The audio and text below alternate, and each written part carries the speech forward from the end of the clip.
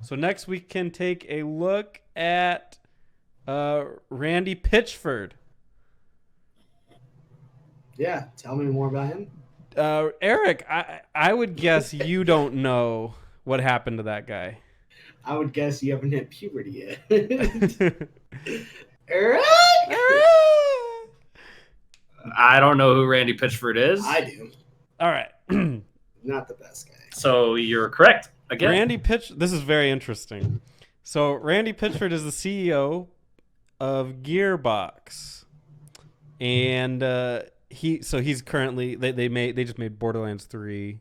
They made all the Borderlands games, etc. They made that game that we love that is no longer Battleborn. Yes. Well, he has been embroiled. Excuse me. What is Borderlands?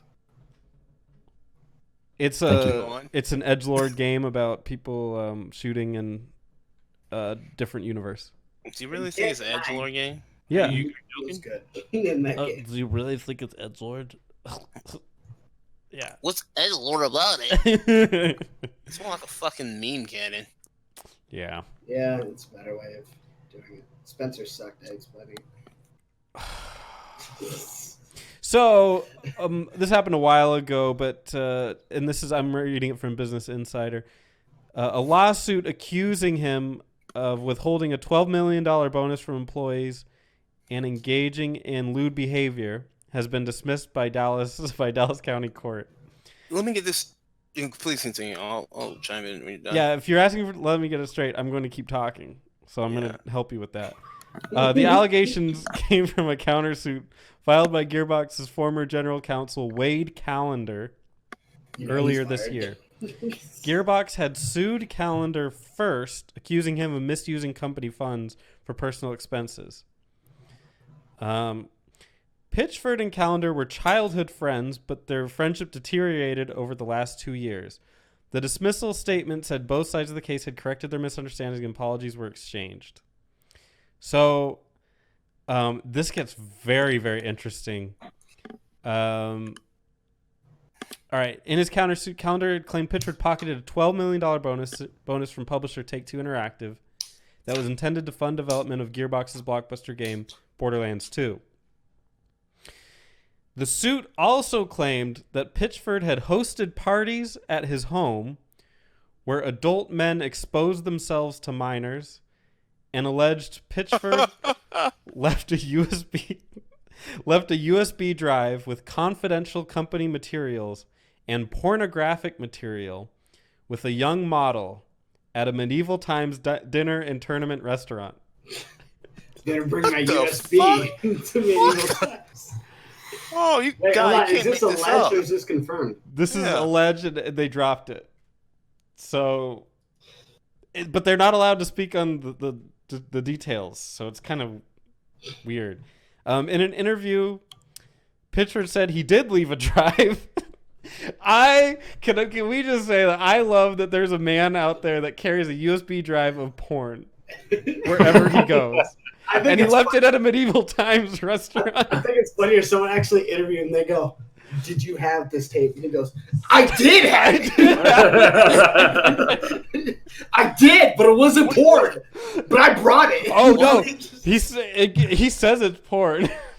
Why would he even? He was like, they were like 18 though, not 16. I love that you said that, JD, because Pitchford said he did leave a drive and identified the model by her online handle, only 18. Why? Why would you just not deny that? What are you getting? What fucking world do we live in? This dumbass. What a fucking cunt. God damn. How come he could? Why would you just say, "No, it's not mine"? And no one's gonna be like second guess it. Like they'll figure it out. They can figure it out. Pitchford and his wife also made a regular habit of hosting a private Peacock Theater in their home, featuring magicians and variety acts, though the content is not described as sexually explicit. Oh, what does that have to do with anything? So that got dropped. Peacock also likes to watch Westerns. It's super weird. And what I heard about that incident was that some worker at the medieval times found the USB drive and then held him up for money.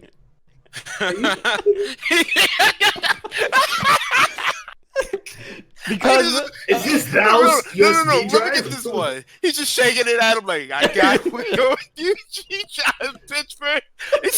Pitchford is just like, no, not my only 18 porn. The one time I brought it to medieval times. Does thou want this USB drive? Come in and get it, fool. He's got my USB drive of porn featuring only 18-year-old plus girls. You have a USB drive.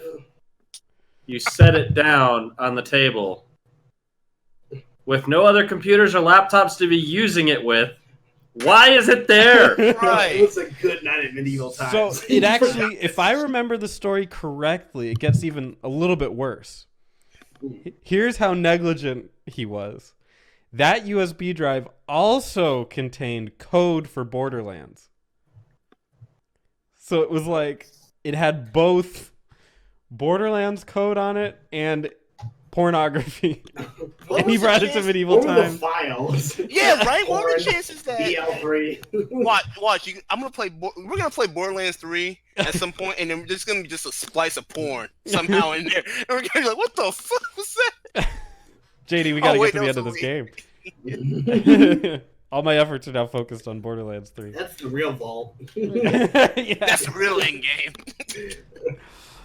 Oh my god. They exonerated everybody. They're not suing anymore. But that's what's interesting is that they've decided not to sue each other. But that's it. Like, nobody said that he didn't have child pornography. Don't sue me. All right. Super weird. But you gotta think that if he did, they wouldn't just let him go with like a apology. So I'm leaning. Yeah, if he actually had porn, like FBI would be involved. Right. Like underage porn, FBI would be involved. Yeah. So I'm thinking, okay, he's off. I just think this whole story is... Well, he got off. That's right. Now that he got it back. Only 18.